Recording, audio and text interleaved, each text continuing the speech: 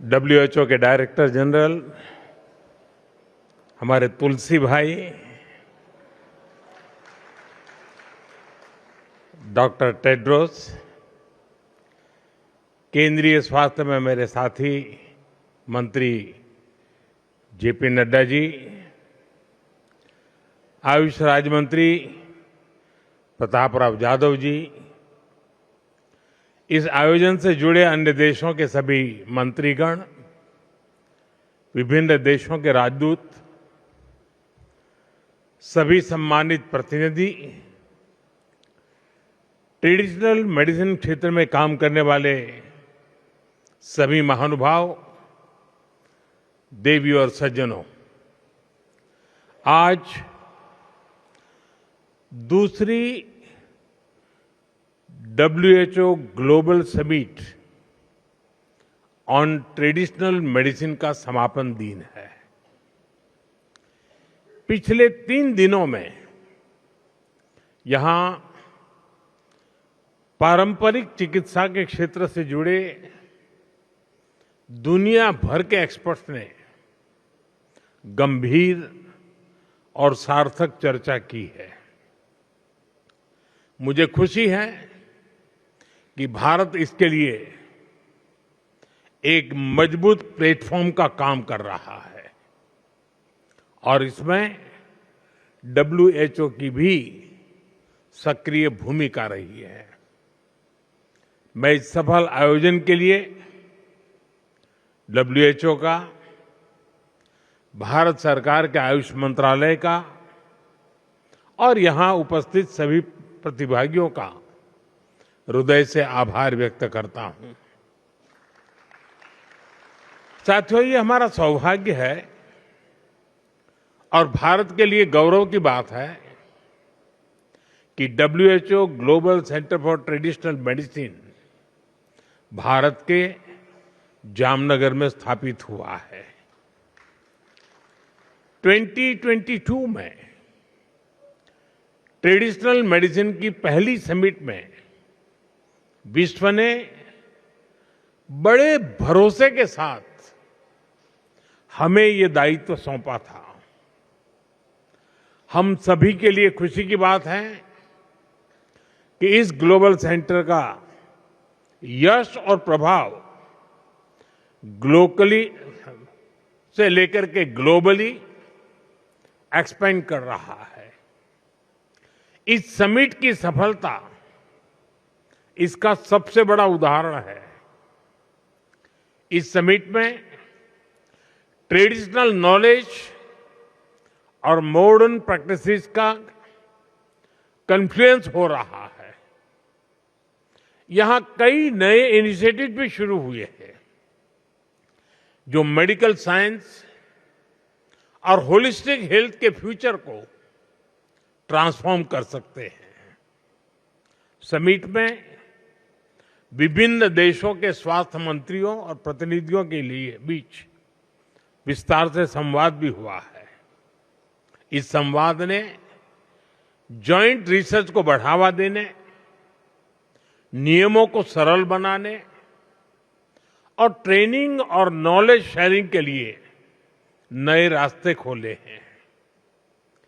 ये सहयोग आगे चलकर ट्रेडिशनल मेडिसिन को अधिक सुरक्षित, अधिक भरोसेमंद बनाने में महत्वपूर्ण भूमिका निभाएगा। साथियों, इस समिट में कई अहम विषयों पर सहमति बनना हमारी मजबूत साझेदारी का प्रतिबिंब है। रिसर्च को मजबूत करना, ट्रेडिशनल मेडिसिन के क्षेत्र में डिजिटल टेक्नोलॉजी का उपयोग बढ़ाना, ऐसे रेगुलेटरी फ्रेमवर्क तैयार करना जिन पर पूरी दुनिया भरोसा कर सके, ऐसे मुद्दे ट्रेडिशनल मेडिसिन को बहुत सशक्त करेंगे।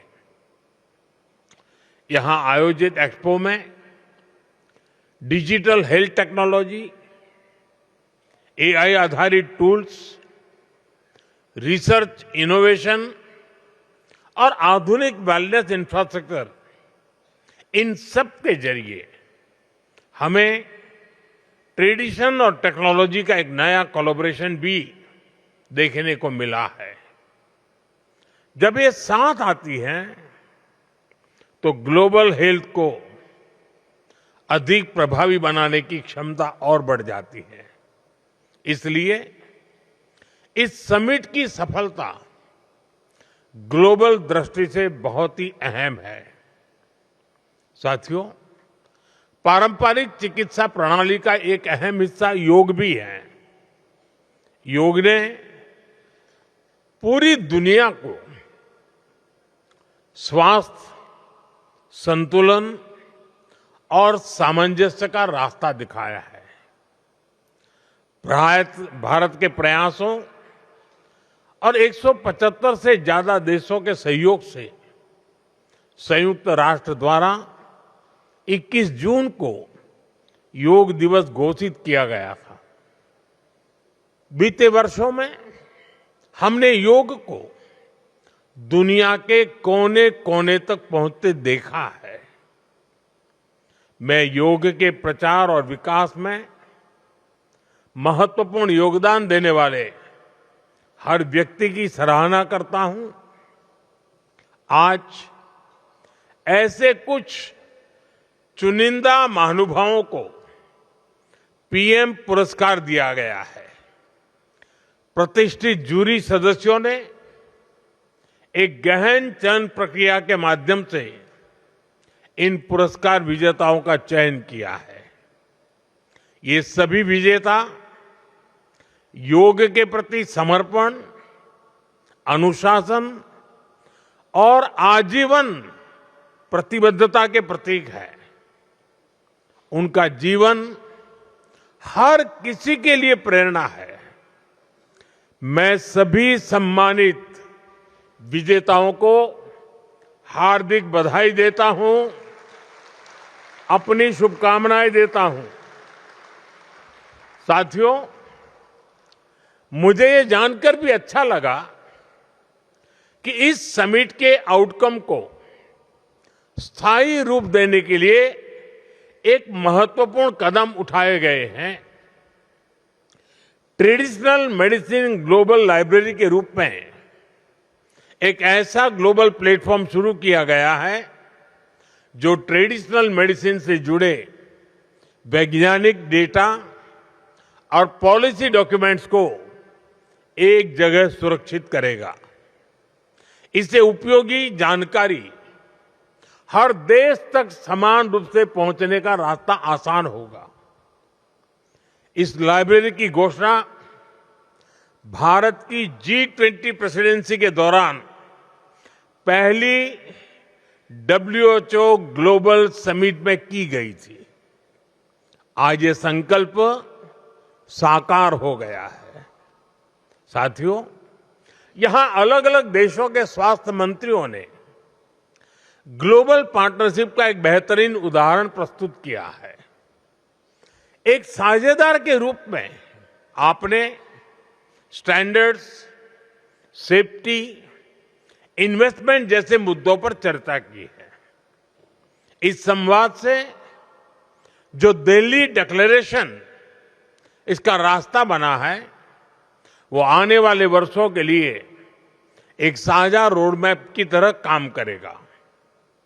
मैं इस जॉइंट एफर्ट के लिए विभिन्न देशों के माननीय मंत्रियों की सराहना करता हूं। उनके सहयोग के लिए मैं आभार जताता हूं। साथियों, आज दिल्ली में WHO के south east Asia region office का उद्घाटन भी किया गया है। ये भारत की तरफ से एक विनम्र उपहार है। ये एक ऐसा ग्लोबल हब है जहां से रिसर्च, रेगुलेशन और कैपेसिटी बिल्डिंग को बढ़ावा मिलेगा। साथियों, भारत दुनिया भर में पार्टनरशिप ऑफ हीलिंग पर भी जोर दे रहा है। मैं आपके साथ दो महत्वपूर्ण सहयोग साझा करना चाहता हूं। पहला, हम बिम्स्टेक देशों यानी दक्षिण और दक्षिण पूर्व एशिया में हमारे पड़ोसी देशों के लिए एक सेंटर ऑफ एक्सीलेंस स्थापित कर रहे हैं। दूसरा, हमने जापान के साथ एक कोलैबोरेशन शुरू किया है। ये विज्ञान, पारंपरिक पद्धतियां और स्वास्थ्य को एक साथ जोड़ने का प्रयास है। साथियों, इस बार इस समिट की थीम है restoring balance, the science and practice of health and wellbeing. Restoring balance ये होलिस्टिक हेल्थ का फाउंडेशन थॉट रहा है। आप सब एक्सपर्ट अच्छी तरह जानते हैं, आयुर्वेद में बैलेंस अर्थात संतुलन को स्वास्थ्य का पर्याय कहा गया है।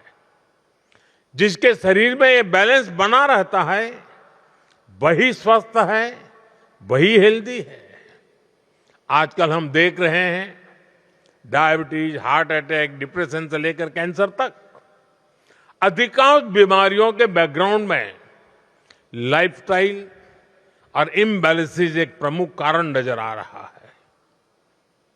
Work life imbalance, diet imbalance, sleep imbalance, gut microbiome imbalance, calorie imbalance, emotional imbalance, आज कितनी ही ग्लोबल हेल्थ चैलेंजेस इन्हीं इम्बैलेंसेस से पैदा हो रहे हैं। स्टडीज भी यही प्रूव कर रही है, डेटा भी यही बता रहा है कि आप सब हेल्थ एक्सपर्ट्स कहीं बेहतर इन बातों को समझते हैं। लेकिन मैं इस बात पर जरूर जोर दूंगा कि रिस्टोरिंग बैलेंस आज ये केवल एक ग्लोबल कॉज ही नहीं है, बल्कि ये एक ग्लोबल अर्जेंसी भी है। इसे एड्रेस करने के लिए हमें और तेज गति से कदम उठाने होंगे। साथियों, 21वीं सदी के इस कालखंड में जीवन के संतुलन को बनाए रखने की चुनौती और भी बड़ी होने वाली है। टेक्नोलॉजी के नए युग की दस्तक एआई और रोबोटिक्स के रूप में ह्यूमन हिस्ट्री का सबसे बड़ा बदलाव आने वाले वर्षों में जिंदगी जीने के हमारे तरीके अभूतपूर्व तरीके से बदलने वाले हैं। इसलिए हमें ये भी ध्यान रखना होगा, जीवन शैली में अचानक से आ रहे इतने बड़े बदलाव शारीरिक श्रम के बिना संसाधनों और सुविधाओं की सहूलियत, इससे ह्यूमन बॉडीज के लिए अप्रत्याशित चुनौतियां पैदा होने जा रही हैं। इसलिए ट्रेडिशनल हेल्थ केयर में हमें केवल वर्तमान की जरूरत पर ही नहीं फोकस नहीं करना है, हमारी साझा रिस्पांसिबिलिटी आने वाले फ्यूचर को लेकर के भी है। साथियों, जब पारंपरिक चिकित्सा की बात होती है तो एक सवाल स्वाभाविक रूप से सामने आता है। ये सवाल सुरक्षा और प्रमाण से जुड़ा है। भारत आज इस दिशा में भी लगातार काम कर रहा है। यहां इस समिट में आप सभी ने अश्वगंधा का उदाहरण देखा है। सदियों से इसका उपयोग हमारी पारंपरिक चिकित्सा प्रणालियों में होता रहा है। कोविड-19 के दौरान इसकी ग्लोबल डिमांड तेजी से बढ़ी और कई देशों में इसका उपयोग होने लगा।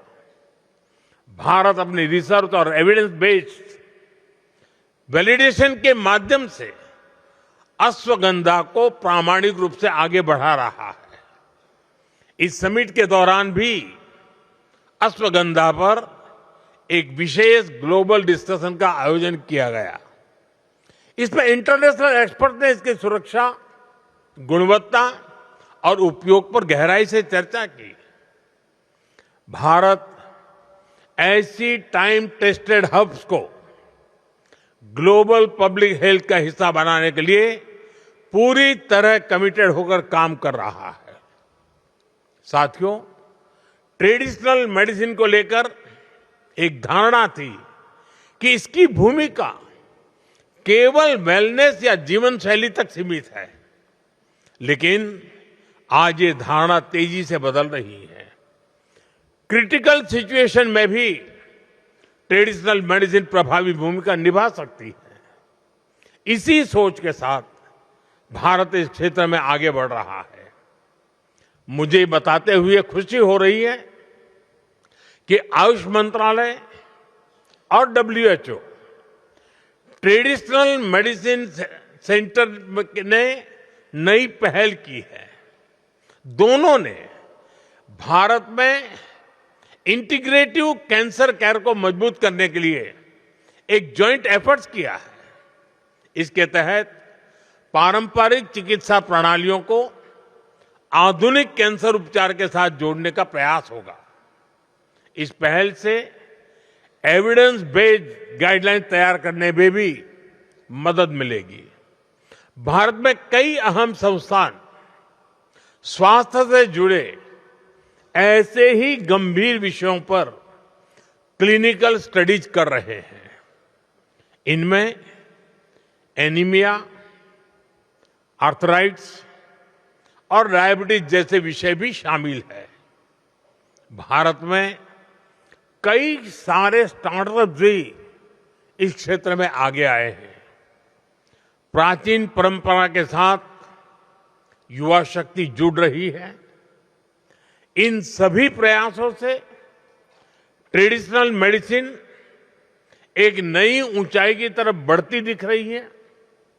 साथियों, आज पारंपरिक चिकित्सा एक निर्णायक मोड़ पर खड़ी है। दुनिया की बड़ी आबादी लंबे समय से इसका सहयोग लेती आई है, लेकिन फिर भी पारंपरिक चिकित्सा को वो स्थान नहीं मिल पाया था जितना उसमें सामर्थ्य है। इसलिए हमें विज्ञान के माध्यम से भरोसा जीतना होगा। हमें उसकी पहुंच को और व्यापक बनाना होगा। ये जिम्मेदारी किसी एक देश की नहीं है, ये हम सबका साझा दायित्व है। पिछले 3 दिनों में इस समिट में जो सहभागिता, जो संवाद और जो प्रतिबद्धता देखने को मिली है, उससे ये विश्वास गहरा हुआ है कि दुनिया इस दिशा में एक साथ आगे बढ़ने के लिए तैयार है। आइए हम संकल्प लें कि पारंपरिक चिकित्सा को विश्वास, सम्मान और जिम्मेदारी के साथ मिलकर के आगे बढ़ाएंगे। एक बार फिर आप सभी को इस समिट की मैं बहुत बहुत बधाई देता हूं। बहुत बहुत धन्यवाद।